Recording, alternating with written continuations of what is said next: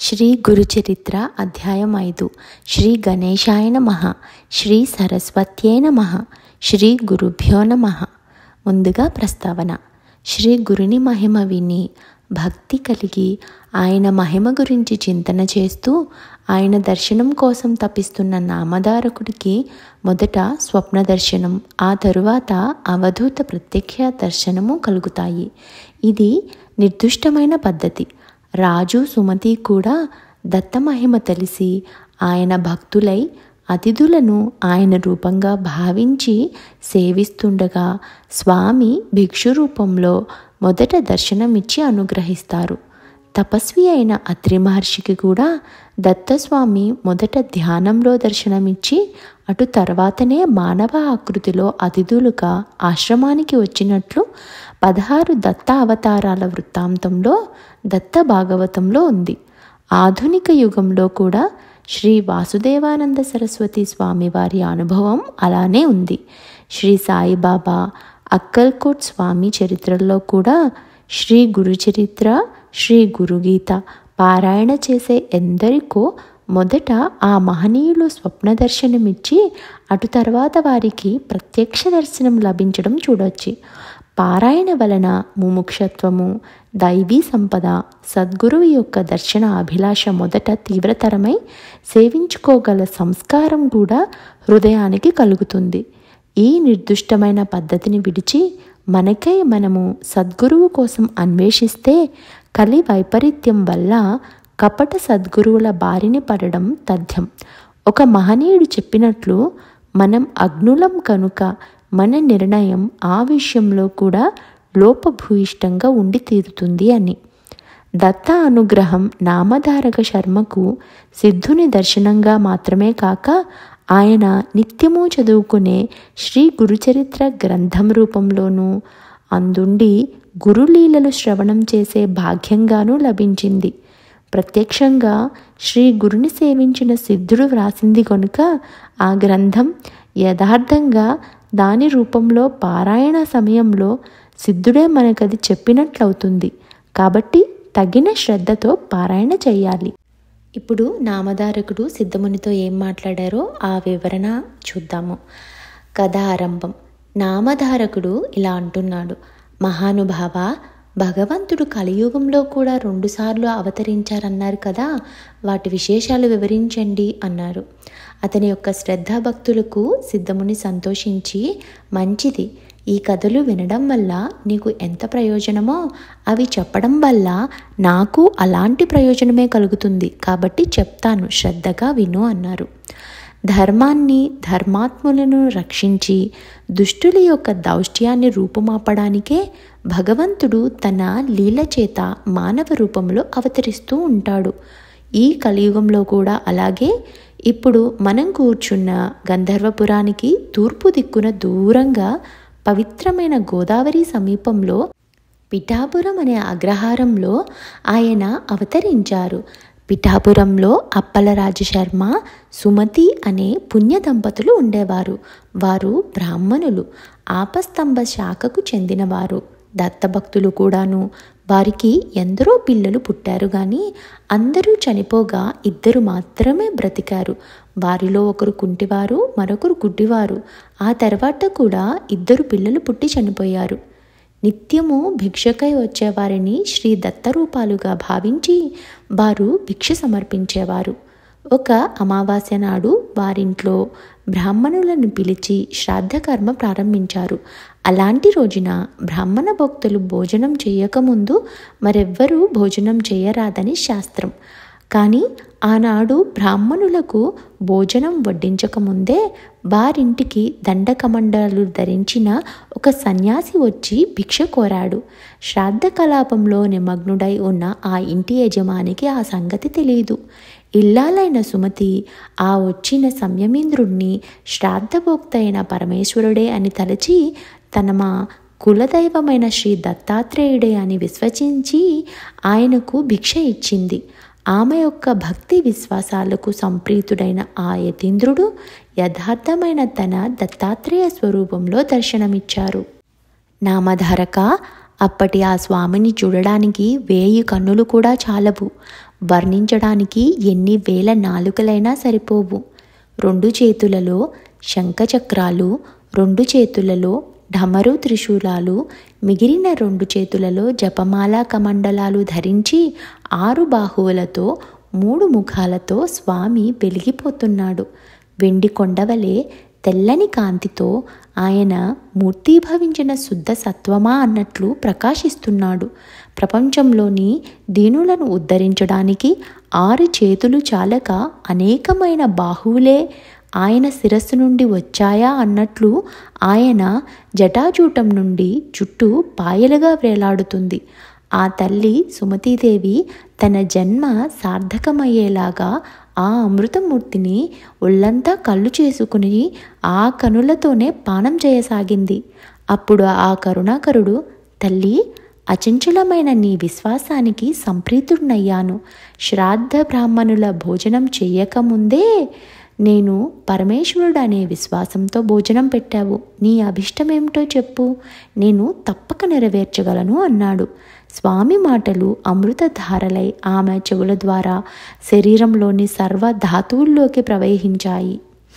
జగన్మోహనమైన శ్రీ దత్తాత్రేయ స్వామి దర్శనంతో ఆమె కన్నులు ఆయన యొక్క అమృతవాక్కులు వినడం వల్ల ఆమె చెవులు బ్రహ్మవాక్కులైన వేదాలను వినిన ఋషి సత్తముల చెవుల వలె పరమ పావనములయ్యాయి.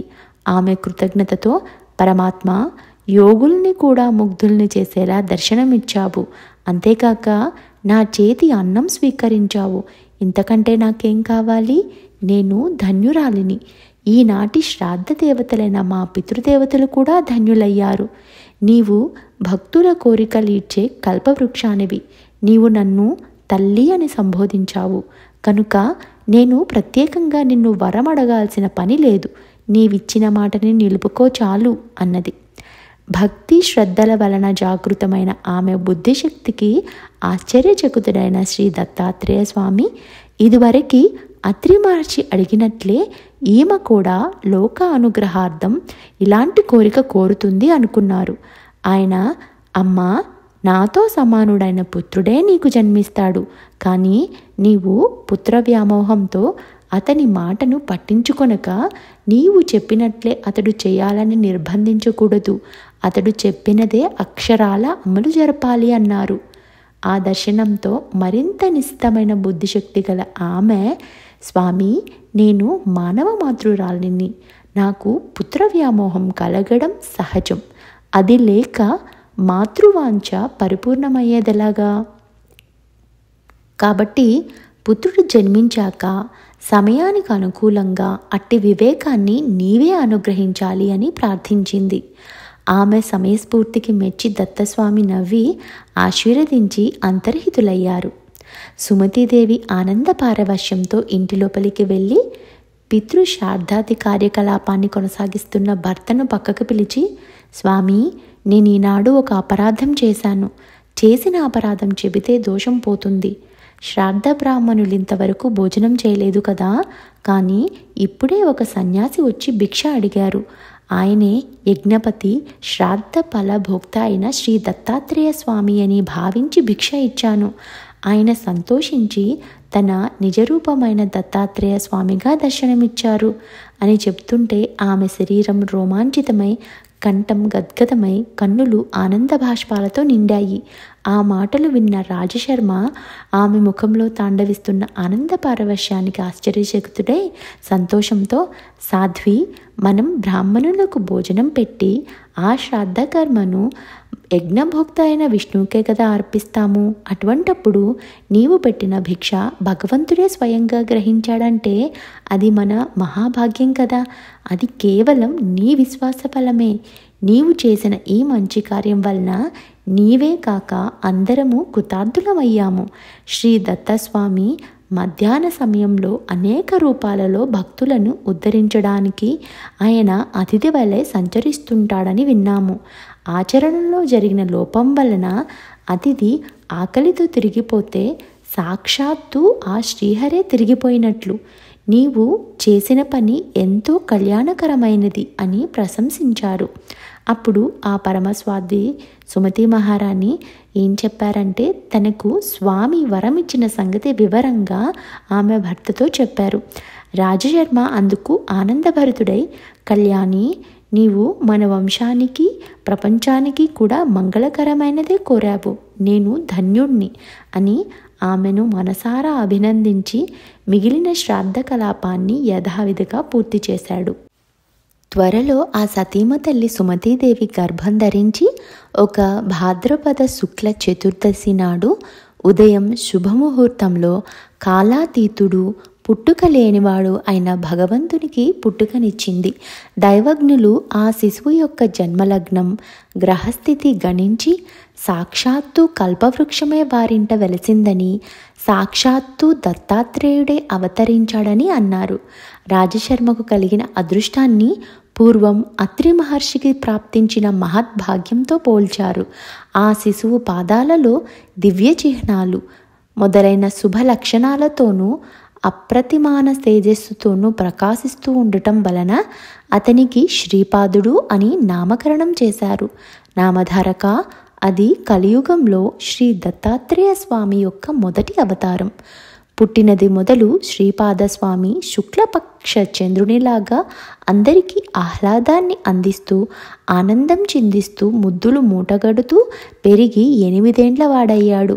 అతని ముద్దు ముచ్చటలు తల్లిదండ్రులే కాక ఆ ఊరు వారందరూ తనివి తీరా అనుభవించారు.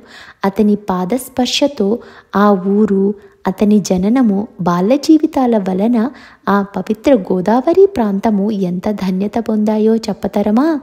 8వ ఏట అతని తల్లిదండ్రులు ఒక శుభముహూర్తంలో అతనికి ఉపనయనం చేశారు. సామాన్యంగా అటు తర్వాత వటువును తగిన గురువు వద్ద అధ్యయనం చేయిస్తే గాని వేదం రాదు. కానీ ఈ శ్రీపాదస్వామి తనకు ఉపనయనమైన మరుక్షణమే శిష్యులకు వేదపాఠాలు చెప్పి వెనుక శ్రీ దత్తాత్రేయ స్వామి సుమతీదేవికి ఇచ్చిన మాట యథార్థమని నిరూపించుకున్నాడు. ఇది ఆ భగవంతుడికి తప్ప వేరొకరికి సాధ్యమా? ఇలా శ్రీపాదుడు 16 ఏళ్ల ప్రాయం గలవాడయ్యాడు. ఇంతలో రాజశర్మ తన కుమారునికి వివాహం చేయాలని కన్యాన్వేషణ చేయసాగాడు. అది తెలిసి ఒకనాడు శ్రీపాదస్వామి తండ్రితో, నాయనా, నీవు నాకు వివాహం చేయడానికే తగిన కన్య కోసం అన్వేషించాల్సిన అవసరం లేదు. సర్వ శుభలక్షణాలు కలిగి నాకు తగిన కన్య సిద్ధంగా ఉంది. ఆమె పేరు యోగశ్రీ. నేను ఆమెను చేపట్టి సన్యాసినవుతాను. నేను శ్రీవల్లభుడిని గనుక నాకు సంతానం లేకపోయినా నిత్యముక్తుణ్ణే అని నిశ్చయంగా చెప్పాడు. ఆ తండ్రికి ఆ మాటలు మనస్తాపాన్ని కలిగించాయి.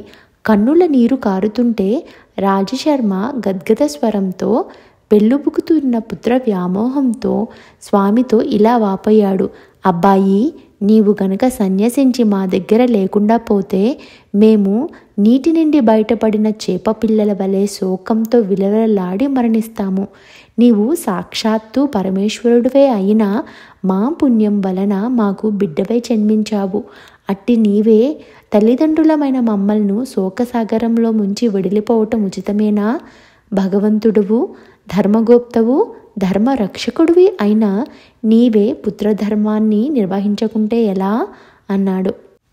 నామధారక, ఈ దంపతులకు శ్రీపాదస్వామియే కాకుండా కుంటివారు, గుడ్డివారు అయిన మరి 2 కొడుకులున్నారు కదా.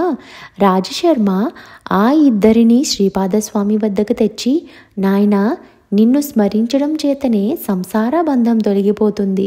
కానీ అవిటివారైన నీ సోదరులిద్దరినీ చూసినప్పుడు మాత్రం మాకు మరలా ఈ సంసార బంధాలు పెనవేసుకుంటున్నాయి. వీరితో మా గతి ఏమి అని దుఃఖించాడు. సుమతీదేవి కూడా పొరులుకొస్తున్న దుఃఖం అణుచుకుంటూ శ్రీపాదుని సమాధానం కోసం ఎంతో ఆర్తితో ఎదురుచూసింది. వారి బాధను గుర్తించిన శ్రీపాదస్వామి అన్నలిద్దరినీ తన అమృతహస్తంతో స్పృశించాడు. సంజీవని స్పర్శ చేత చనిపోయిన వారికి ప్రాణం వచ్చినట్లు స్వామి స్పర్శ చేత తక్షణమే వారిద్దరూ పాద నేతవంతులై సుందర సుకుమారమైన రూపాలతో ప్రకాశింపసాగారు. సర్వతంత్ర స్వతంత్రుడు, సకల జగన్నియామకుడు అయిన భగవంతుని మహిమకు సాధ్యాసాధ్యాలు లేవు కదా. ఈ అద్భుతమైన సన్నివేశం కనులారా చూసిన ఆ తల్లిదండ్రులకు శ్రీపాదుడు కేవలం తమ పుత్రుడన్న భ్రాంతి పటాపంచలైపోయింది. అతడు లేని చోటే లేదు కదా, అతడు తమ దగ్గర లేకుండా పోతున్నాడన్న వ్యామోహం అంతరించింది. ఈ ప్రపంచమంతా తమ సంతానమే అయినా ఆ ప్రభువుని తమ పుత్రుడని భ్రమించి ఇంట కట్టపెట్టుకోవడం అపరాధమని తోచి సుమతీదేవి స్వామిని ఇలా ప్రార్థించింది: ప్రభు, నీ మాయ చేత నీవు నా పుత్రుడవని భ్రమించాను. నీకు పాలిచ్చి పెంచటం వలన నీవు సర్వలోకాలను పాలించే జగన్మాతకు ప్రభువన్న సంగతి మరిచాను. అనంత కోటి బ్రహ్మాండాలు నీయందే ఇమిడి ఉన్నాయి. నా భ్రాంతి తొలగించు. అప్పుడు ఆయన తన యథార్థ రూపాన్ని తల్లికి మరొక్కసారి దర్శింపజేశాడు. ఆ దివ్య మనోహర మంగళ సుకుమార సుందరమూర్తి ఆమె చూస్తుండగానే కోటి సూర్యుల కాంతితో, కోటి చంద్రుల చల్లదనంతో, చూచేవారి దేహాలలోని ప్రతి అణువును అమృతంతో ముంచివేసేలా దర్శనమైంది. అప్పుడు స్వామి ఇలా అన్నాడు: అమ్మా, నీవిప్పుడు దర్శించిన ఈ రూపాన్ని నిరంతరము ధ్యానిస్తూ ఉండు. త్వరలో నీవు ఈ అజ్ఞాన అంధకారాన్ని దాటి నా సాయుధ్యం పొందగలవు. ఈ కొడుకులిద్దరూ 100 ఏండ్లు సుఖంగా జీవించి మిమ్మలను భక్తితో సేవిస్తారు. వీరికి విద్య, సంపద, కొడుకులు, మనమలు అన్నీ పుష్కలంగా సమకూరుతాయి. వీరు కూడా లోకవంద్యులవుతారు. ఆ సోదరులిద్దరూ శ్రీపాదస్వామిని భక్తితో స్తుతిస్తుంటే వారితో ఆయన: మీరు తల్లిదండ్రులను ప్రత్యక్ష దైవాలుగా భావించి సేవించి తరించండి, నేను సన్యసించాలి అని చెప్పి తన తల్లిదండ్రులకు ముమ్మారు ప్రదక్షిణం చేసి వారి అనుజ్ఞ తీసుకొని వెంటనే సన్యసించి పాదచారి అయి ద్వారక, కాశీ, బృందావనము మొదలైన క్షేత్రాలు దర్శిస్తూ బదరీ వెళ్ళి అటు తరువాత గోకర్ణ క్షేత్రానికి చేరారు. అక్కడ మహాబలేశ్వర లింగ రూపంలో సాక్షాత్తు శంకరుడే నివసిస్తుంటాడు. ఆ లింగాన్ని ప్రతిష్ఠించిన వారు గణేశ్వరుడు. ఆ క్షేత్రం సజ్జనులకు నెలవు. అందువల్లనే ఆ క్షేత్రాన్ని, సజ్జనులను ఉద్ధరించడానికే శ్రీపాదస్వామి అక్కడికి వెళ్ళారు అని సిద్ధుడు చెప్పారు. ఇంతటితో 5వ అధ్యాయం సమాప్తం. శ్రీ దత్తాయ గురవే నమః. శ్రీ శ్రీపాద శ్రీ వల్లభాయ నమః. శ్రీ నృసింహ సరస్వత్యై నమః.